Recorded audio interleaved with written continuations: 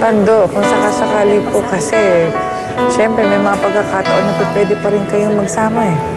So, magagawan ba ng paraan tungkol sa palayan na yun? Eh, kung yun pa sabi ng kapatid ko sa akin, nung hindi pa siya gaanong nagtagal na sabi niya, pag bumalik yung asawa mo, doon na kayo sa probinsya titira. Sabi gano'n. Oo, pwede naman kayo mag-boy, hindi ka naman kasal doon. Kaya lang yung mga anak nyo, huwag mong i-deprive ng panahon mo yung mga anak mo at sister.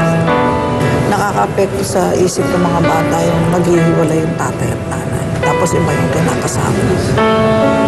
Malaki yung mga anak nyo, apektado ang kanilang buhay, kaaral, isip. Hindi magiging normal ang paglaki ng mga bata kapag yung magulang ay hindi nagkakasundo. Kamusta po, Attorney Presida, yung ating naging counseling sa ating mga bisita ngayon? Siyempre, tiniyak po namin kung may pag-ibig pa sa pagitan ni Baby at Tutoy at doon naman kay Binos at Pando. Pero sa nakikita namin, itong si Binos at Tutoy ang nagkalapit talaga at talagang parang sila ang mag-soulmate, no? So kung hindi naman kasal, itong unang bugso ng kailang pagsasama, walang kasalan na magitan, eh hindi namin sila pipilitin na magbalikan, no? Hindi namin pipilit na bumalik si Baby kay Tutoy o kaya bumalik si Binos kay Pando. Ang nais lang sama namin ay yung karapatan ng mga bata. Yung visitorial rights nitong si Pando sa mga anak nila ni Binos at yun namang pagsusustento at pagdalaw din naman ni Mang Tutoy sa mga anak niya kay Baby. Sapagkat napaka-importante ng karapatan at proteksyon ng mga bata sa kasong ito. Hindi dapat isipin muna at unahin ng isang lalaki, isang babae ang kanyang puso. Ang dapat unahin ay ang kanyang mga anak, ang dugo ng kanyang dugo, ang laman ng kanyang laman. Kaya sana po, Mang Tutoy, suportahan niyo naman ang ayos sana yung mga anak niyo. Para naman masabi ko na kayo isang ulirang ina.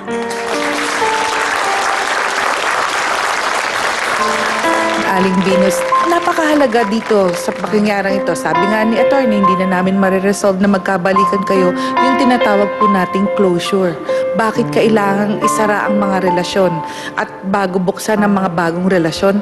Kasi po, napakahirap, hindi lang po para sa mga masasaktan. Kung hindi, babalik na naman po tayo. Napakahirap para sa mga anak. Natatanggapin na ganito ang nangyari, tapos nagkita pa na biro nyo, sasabihin nyo na paanong pinagtagpo si Mang Pando at saka si Mang Baby na nagkita para mahanapin kayo. Tapos gumagawa po kayo na ibang mga kwento. Yun lang pong katotohanan. At sana, Aling Venus, pag napakilala nyo at nasabi nyo na sa mga bata, pakilala nyo na maayos kay Mang Pando dahil kasi yun lang naman po ang hinihiling niya. Ang makilala ang kanyang mga anak muli dahil sa pag-4 na taon na pagkakahiwalay. At ito po ang simula na magkakasundo kayo na hindi kayo mag-aaway kahit na kayo po ay hindi nagsasama na. Yun lang po. Aling Binos, alam mo na pasanin na itong si Mang Pando. Kailangan kanya. Kailangan ng saklay ng kanyang buhay dahil may kapansanan na siya. Lalo mo siyang iniwan. Di ba sabi ng Panginoon, Aling Binos, na dapat pasanin natin ang ating krus araw-araw at harapin ang iyong problema. Kalimutan ang pansariling kapakanan, ngunit pasanin po ang iyong krus. So binibigay ng Panginoon si Mang Pando bilang krus.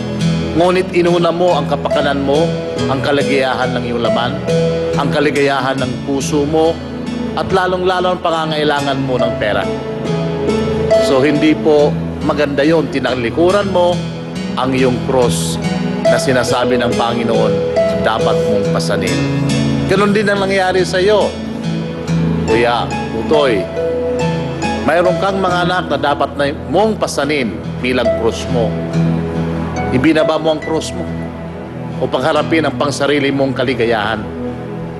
Kaya nagkagulo tayo dahil po hindi kalooban ng Diyos ang inyong sinunod.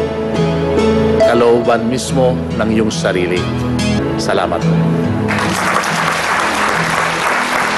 Maraming salamat sa ating pong trio tagapayo. So Kuya Totoy, kung sinasabi po ninyo talaga na buo na ang inyong desisyon at ayaw na po ninyo na magkabalikan po kayo ni Aling Baby, siguro nga po, sabi ni Doktora, kailangan po merong malinaw at maayos na pagtatapos o paghiwalay. Ano po ang inyong desisyon, Mang Totoy? Siguro ma'am, yung mga ganung bagay, siguro hindi ko na mauulit ma'am. Yung talagang para sa mga bata po ang po namin. Itutong ko lang po sa trabaho ko po. Trabaho na lang po ako para sa mga bata po namin. Yung pong sinasabi niyong para sa mga bata, Suportahan ko lang susuportahan na lang po kayo, pupunta kayo doon, bibisita, pero hindi po kayo Hindi po kami magkakabalikan. magtatabi sa higaan, hindi po kami sa mga bata lang po, para sa mga bata lang. Okay. So, ang gusto po ninyong mangyari, bibisita kayo doon, dadalawin ng mga bata, magbibigay kayo ng pera, pero hindi na kayo magkakabalikan ni Aling Baby. Alam ko pong mahirap yon, Aling Baby, pero tanggap niyo po ba yung desisyon na yon ni Mang Totoy? Tanggap ko po. Pero yung po sa inyo ni Venus, ganun pa rin po, okay lang po. Kami pa rin po. Habang pababayaan ko naman siya kung sakasakali na umalis siya kay... Okay. Ano po bang desisyon ninyo? Kayo po, Aling Venus. Ano po, sa akin po kasi parang natouch pa ako sa sinabi ni Father. Babalik na lang po ako sa asawa ko.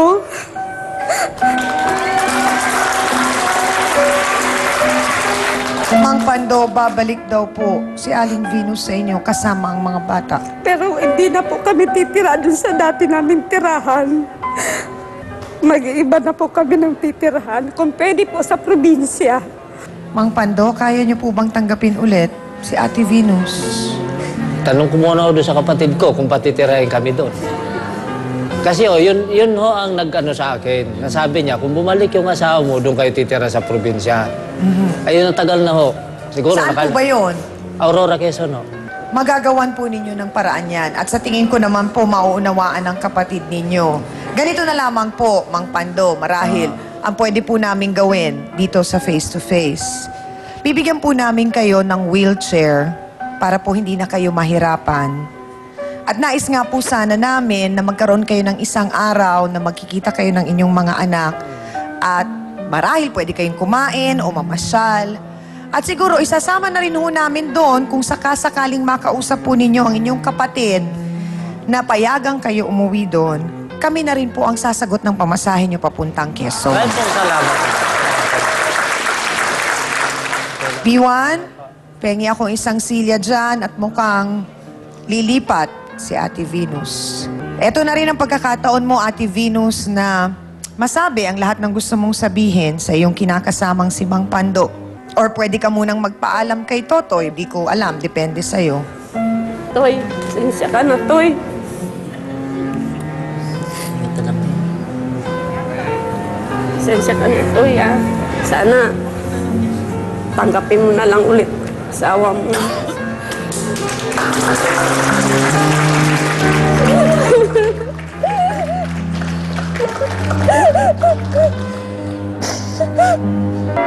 Mang Pando, pinapatawad niyo na ho ba si Aling Venus? Tanggap ko rin po. Bakit hindi niyo po siya yakapin? Bilang pagpapatunay na pinapatawad niyo na po siya at kayo po ay magsasama.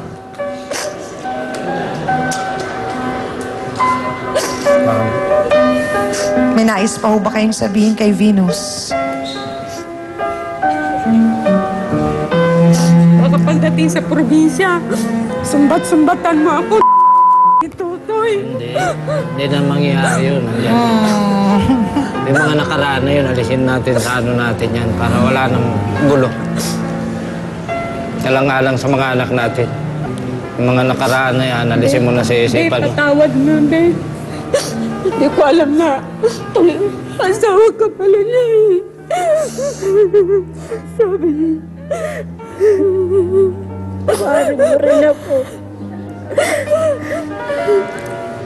So paano po yun, Mang Tutoy, bumalik na po si Aling Venus kay Mang Pando? Babalik ako sa pamilya ko. Ano po yun? Babalik na rin na po ako sa pamilya ko. Para sa Babalik mga na lang din po kayo para sa ngayon. mga bata lang po. Hindi ho ba para kayong bola ng basketball? Pa ganun-ganon. Para sa mga bata lang. Parang iniwan lang po kayo. Ngayon, babalik na kayo. Kanina, ang lakas ng loob niyo, papadala na lang kayo ng sustento. Eh, bakit hindi po ninyo siya tanungin kung kayo po'y tinatanggap pa? Ma. Tanggap po ba ako? Siyempre, tatanggapin kita, mahal kita eh. Napakabilis naman bumigay ni Aling Baby. Give na give. Todo give si Aling Baby. Ay, ang saya siyang sobra. Ako na lang, kiss. Sana nga po, nang dahil sa aming programa, ito na ang maging simula ng muling pag-init ng pagmamahala ninyo para sa isa't isa. Abay kami nagulat dahil talagang ang trio tagapayo sinasabi parang hindi na magkakabalikan pero nag-iba ang naging pangyayari at kwento. Kaya naman po kami tuwang-tuwa. Maraming salamat po. Masaya. At sana nga po, maging maganda na ang samahan ninyo kasama po ang inyong mga anak. Maraming salamat sa tiwala po. Aminan na po tayo mga kapatid. Sabi nga nila, ang tunay na nagmamahal ay nag-aalala o nag-aalala sa tuwing nawawala ang kanyang kabiyak. At sabi nga, kung ang hayop at bagay nga pag nawawala, hinahanap, tao pa kaya? Kaya naman, matutong magpaalam kahit pa ang ibig sabihin nito ay tuluyang paglisan at gusto mo nang kumawala sa isang relasyon.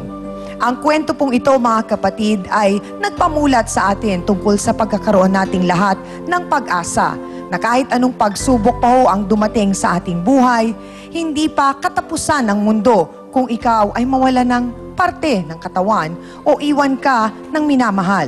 Patuloy lang po tayo na lumaban dahil ang sumuko, siya naman po ang talo. At para po sa ating face-to-face, heart-to-heart thought for the day, kung gusto mong magsimula ng maayos, mahalaga rin na tapusin ng maayos ang iyong nakaraan para magkaroon ng magandang kinabukasan. Salamat po sa inyong lahat mga kapatid at syempre pa kay Hans Mortel sa Dance Squad. B1 and B2, thank you.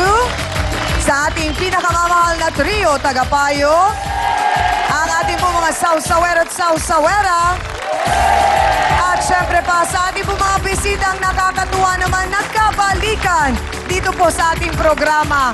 At mga kapatid, patuloy lamang po ang suporta ninyo sa Untold Stories mula sa Face to Face. Ito po'y tuwing Sabado, 10:30 po ng umaga. At syempre, araw-araw pa rin po ang Good Morning Club. 5 a.m. po yan hanggang 7:30 ng umaga. Dito pa rin sa Happy Network. Muli mga kapatid, ako po ang inyong pambansang kapitana, ang inyong siyang Ami na laging nagpapaalala ang problema. Pwede mong tawanan, pero hindi mo yan dapat talikuran. Kaya kung may problema ka, harapin mo, pag-usapan natin yan. Para po sa inyo to mga kapatid. Ngayong Martes, Bigas, 1 1/2 kaban. Pagkatas ng kape, meron pang creamer? Pinasok sa dito kami Rika yan. utang ni Mister napunta sa ibang girl. Saan dinala ni Rolly ang mga ito? Binibigay po sa akin. Si Macy's daw kasi. Paaminin ko isa kong bawg, hindi akong magkaanak. Bigyan naman kaya siya ng anak ng babae niya? Kailangan niya muna akong pakasalan. Talaga bang hindi mo na mahal si Arlene? Nagkaroon na siya ng anak kay Rika, bumalik sa'yo, tatanggapin mo pa si Rolly? Hindi! Dapat dugo sa dugo, laman sa laman. Face to